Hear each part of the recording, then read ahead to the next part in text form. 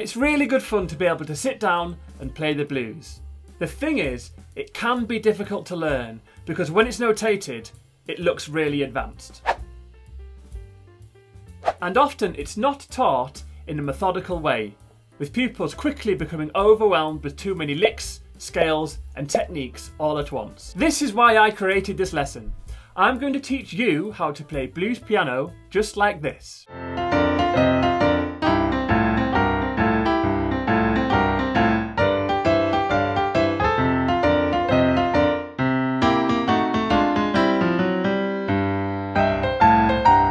And don't be scared off if that sounds too tricky. Trust me, it won't be if you use my step-by-step approach. I'm going to teach you it in 5 different stages that gradually build up as you progress, making it achievable for anyone starting out learning blues piano. And we're going to use chords and patterns that will make it much easier for you to learn and memorise, so then you'll be able to enjoy playing off the top of your head whenever you want. And I'll also throw in a couple of cool blues extras along the way as well. Let's begin. Okay, so we're going to be playing in the key of C, and I'll start off by teaching you 3 chord patterns. Here's the first. So middle C is here, and you're going to play the C major triad chord, which is C, E, G. And then what I want you to do is to take the top and the middle, so these ones here, E and G, and then they're going to move up to the nearest white keys to the right, so the F and the A. Okay? And then you keep the C underneath. So you go the C chord, and then you're going to move up to that shape there, the C, F, A, okay? And then you alternate between those 2 shapes, yeah? Your left hand is going to play not 1 octave, but 2 octaves below middle C there. And then what you're going to do is you're going to play a 5th interval, so 1, 2, 3, 4, 5, which is to the G. And you're going to alternate between the C and the G, and then you're going to do a 5th and a 6th, which is a C and an A. 1, 2, 3, 4, 5, 6. And then you're just going to alternate between those 2 intervals, a 5th and a 6th, keeping the C underneath every time. Each of these chords is worth 1 beat, and we're going to be playing 4 beats per bar. So if you put your right hand and left hand together, playing them at the same time, 1 bar would be this. 1, 2, 3, 4. So that is the C part. The second one starts on the F. So the C part started here, so you're going to take that same shape and going to play the F major triad here. And the pattern is similar. You're going to take the top and the middle of the chord, and you're going to move it up to the right here. But instead of playing the B there, the white key, you're going to play a B flat and then a D.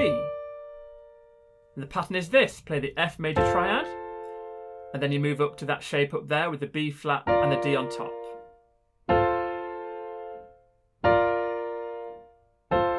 So just alternate between those. And then to add the left hand, you're going to take the same shape as the C, but you're going to bring your 5th finger up to the F part this time, okay? I'm going to alternate between that 5th, so 1, 2, 3, 4, 5, and the 6th again, like this. Yeah? And then together on the F part, 1, 2, 3, 4. And that would be 1 bar. And then the third one starts on the G. So you have just been on the F, so you're just going to move up 1 step to the right to the G major triad, here. And this one is the same shape as the one that started on the C.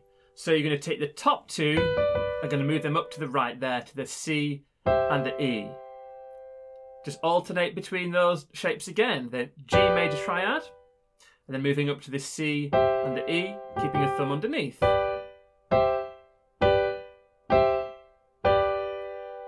And then the left hand here, you're going to take the same shape, but starting with your 5th finger on a G, with a 5th, 1, 2, 3, 4, 5, and then again alternating between the 5th and then the 6th, keeping the G underneath there.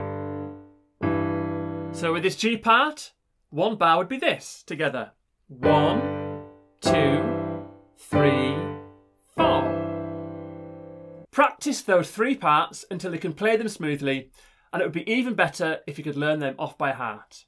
Then we're going to apply them to the 12-bar blues using this form. So as you can see, we've got 4 bars on the C, then it goes 2 on the F, back down to 2 on the C, and then there's 1 on the G, 1 on the F, back down to the C, and then finishing the 12 on the G, which will then bring you back round to the start. And altogether there are 12 bars, which is why it's called the 12-bar blues. I'll now play it through so you can see how it all fits together.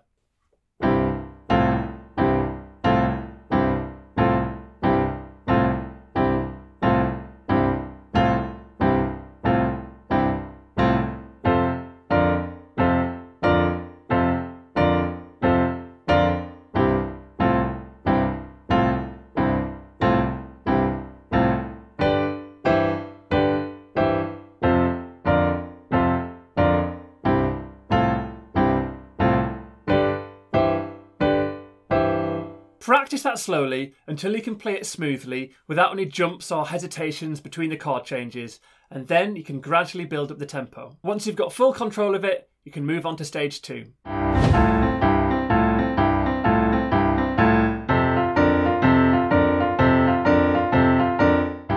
For this second stage, you can take the same chord shapes that you were just using in the right hand, but you're going to break them up, like this. So you play the top 2 notes, and then you play the bottom with your thumb underneath. And then you go to the other shape, which was here.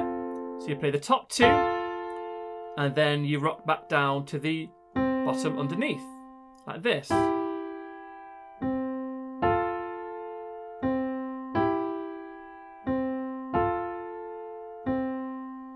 Here is the F part with that rocking pattern.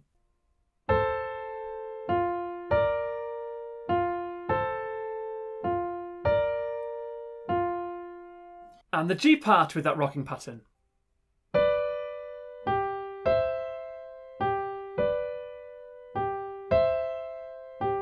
For the counting, each main beat has been halved, so it's counted like this: 1 and 2 and 3 and 4 and. Except we're going to be using a swung rhythm, which sounds like this: 1 and 2 and 3 and 4 and. If you don't already know, a swung rhythm is when the main beat lasts longer than the half beat, and it kind of sounds like a horse trot, like this: 1 and 2 and 3 and 4 and 1 and 2 and 3 and 4 and. Technically what is happening is each main beat is divided into 3, and then you just play it on the first and the third of each of those beats, like this: 1 2 3 1 2 3 1 2 3 1 2 3.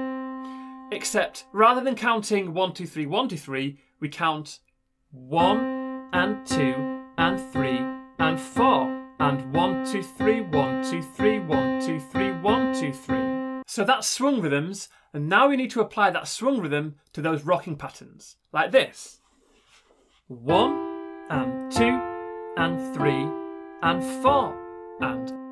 1 and 2 and 3 and 4 and.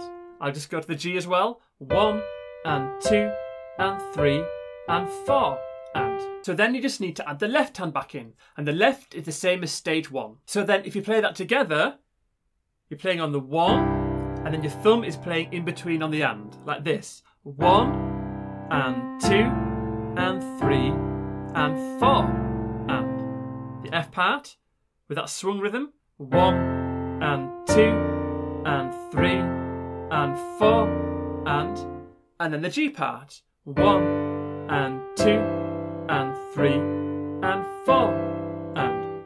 And one thing I will suggest is that to make the jumps between the different parts a bit easier, what you can do is on the last bar before the jump, you can do this. You can go 1 and 2 and 3 and 4, and don't come down with your thumb on the last and that'll just give you an extra half beat to move up to the next chord shape in time, like this: 1 and 2 and 3 and 4, 1 and 2 and 3 and 4, 1 and 2 and 3 and 4, 1 and 2 and 3 and 4. Can you see? So if you don't come down on the last half beat before you move to the next chord, then the change will be a little bit easier because you'll have a little bit of extra time. Now I'll show you the full 12 bars with that rocking pattern using the swung rhythm.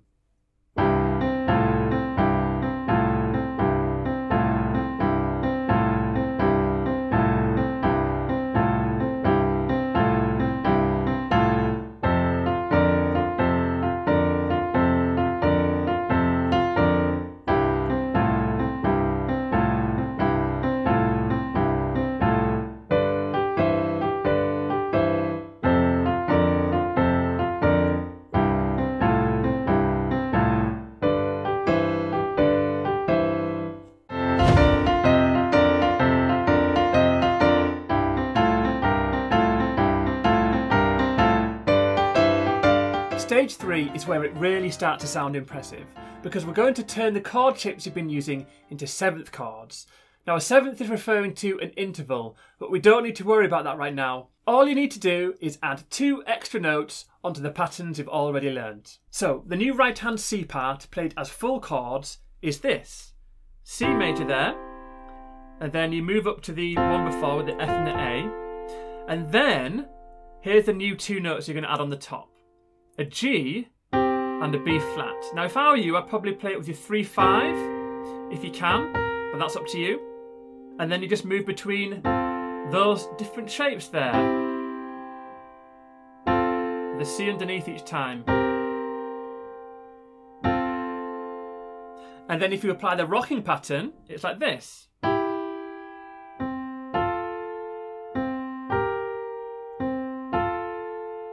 Yeah?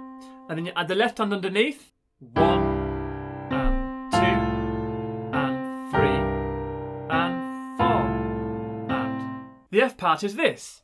So played as full chords in the right. The first 2 are the same. But then the top 2 new notes are the C and the E flat with the F underneath again.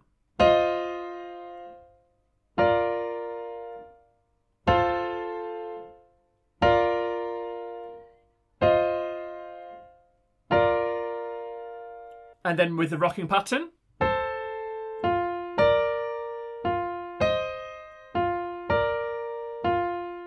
And then with the left hand underneath.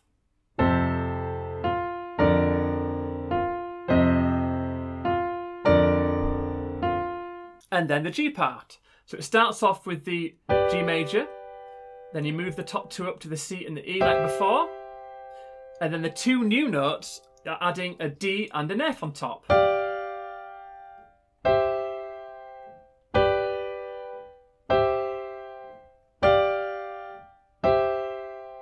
And then with the rocking pattern applied.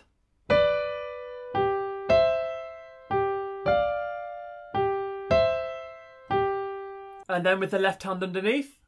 1 and 2 and 3 and 4 and. Practice those new patterns slowly until you've got full control of them, and then you can apply them to the 12-bar blues, like this.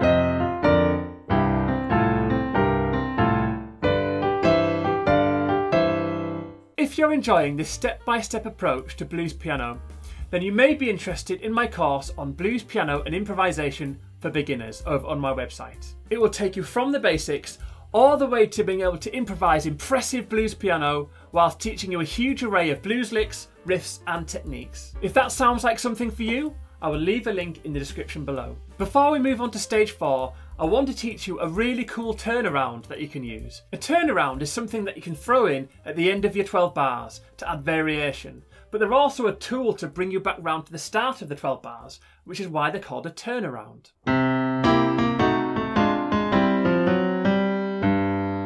So here's how to play it. So your right hand starts off on an E and a G, and then it just moves down to the left a semitone or half step to the E flat and the G flat, and then it moves down again to the D and the F, so just half steps each time until you get to the C and the E.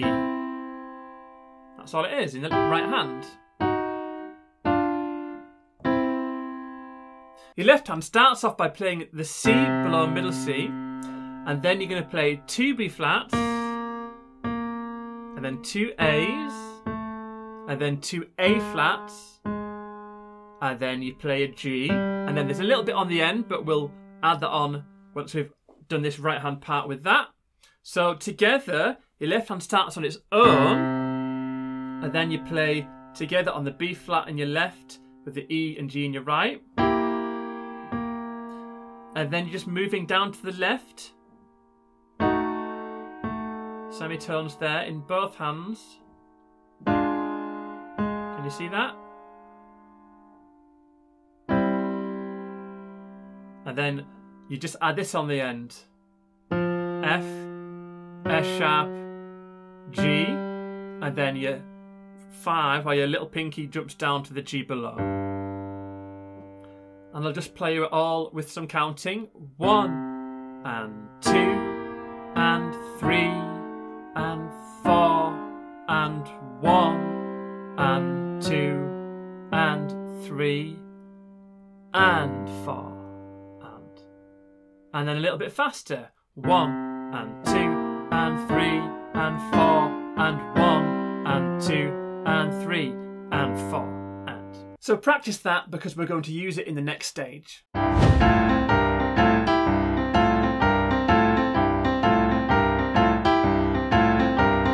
Stage 4 uses a rhythmic technique called a pushed beat. This adds variation and makes what you're playing sound even more interesting. So the pattern in your right hand for stage 3 was this: 1 and 2 and 3 and 4 and. So to do the push beat here, you go 1 and 2 and 3 and 4 and. Okay? So can you see at the end, rather than going back down to the C, you go 1 and 2 and 3 and 4 and. Okay? Now the reason it's called a pushed beat is because you go into the start of the second bar but on the last and of the previous bar. And then in order for it to work, your left hand carries on as normal on the 1. So together it'll make sense. Watch this. 1 and 2 and 3 and 4 and 1. So normally you play it together on the 1 like that, wouldn't you? But you're going and 1. So that's why it's called a pushed beat, because you're pushing ahead of the next bar with the beat. Again, you go 1 and 2 and 3 and 4 and 1, then carry on as normal. And 2 and 3 and 4 and. So that's the pushed beat that you can add in. I'll show you on the F part as well. 1 and 2 and 3 and 4 and 1 and 2 and 3 and 4 and then for the G part, the pattern is a little bit different because we don't have 2 G bars in a row in this 12-bar blues. So if we're on the 9th bar, which is the G bar, the 10th is the F bar. So we need to move to the start of the F pattern at the end of the 9th bar, like this. 1 and 2 and 3 and 4 and then you're on the F there. Yeah? So then again with the left hand added in, you need to move down to the F on that first beat of the next bar. Like this. 1 and 2 and 3 and 4 and 1 and 2 and 3 and 4. Okay, so that is how those pushed beats work. And I think it sounds good if you alternate between doing a bar with a pushed beat and then one as normal. So alternate between them. I'll now show you the full 12 bars using the push beats on the first of every 2 bars, and I'll also adding the turnaround that I just taught you on the 11th and 12th bar.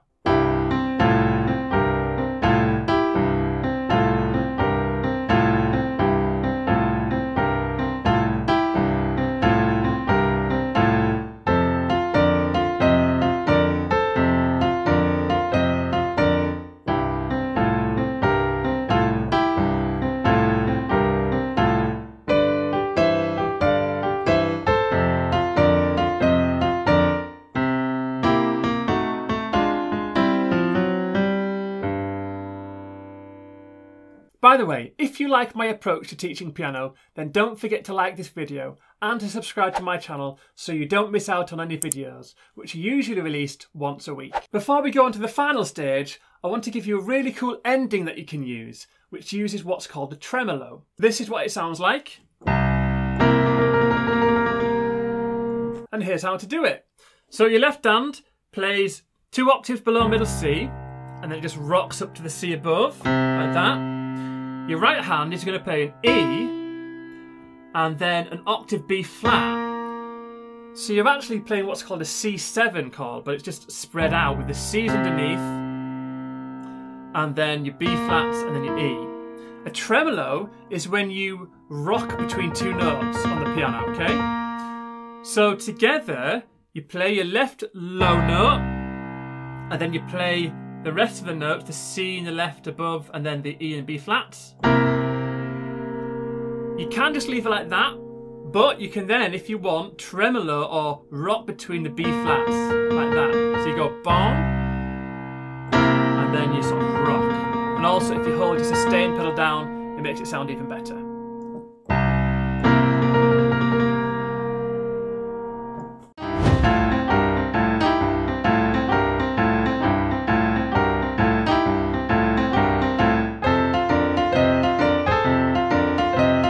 This final stage adds the extra touches that brings it all together to make it sound really great. We're going to add crushed notes for that bluesy sound. If you don't know, a crushed note is the nearest a piano can get to bending a note, and they're sometimes known as graced notes. And to play them, what you do is you very quickly move from one key to another, like this. And quite often what you'll find is they'll be moving from either a black key to a white key, or a white key to a black key. Yeah? And you're just sort of glancing from one key to another.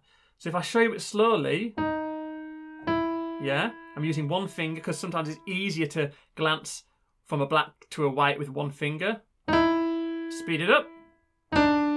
Yeah? And then if it's white to black, you have to use two fingers. Yeah? And those are crushed notes. So have a go at that, and then we'll apply them to the patterns. To add crushed notes to the C part, what you're going to do is you're going to slide down from the E flat whilst playing the G above, and then slide onto the E, like that. Okay? And then you're going to move up to the F and the A. And then, before you play the G and the B flat, you're going to play an F sharp or a G flat, like this. That's quite fast, slowly. And then you can gradually speed it up. Yeah? So that's the C part.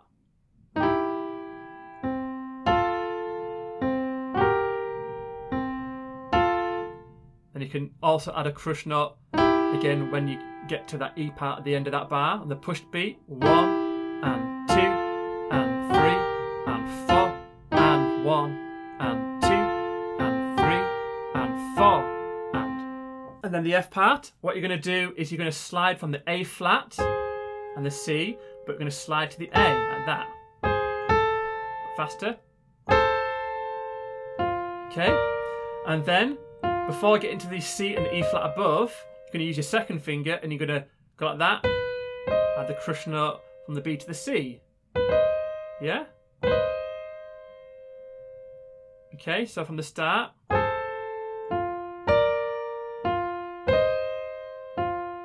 And add one again at the end with that pushed beat.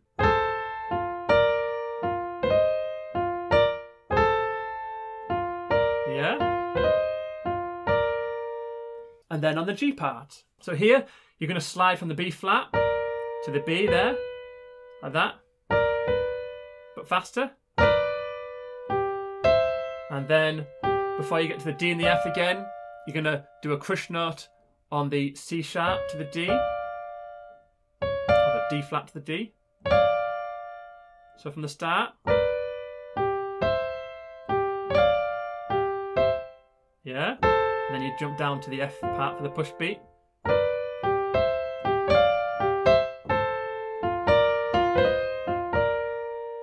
I'm now going to play so you can see how everything you've been learning fits together, and I'm also going to finish off with that C7 tremolo chord at the end as well.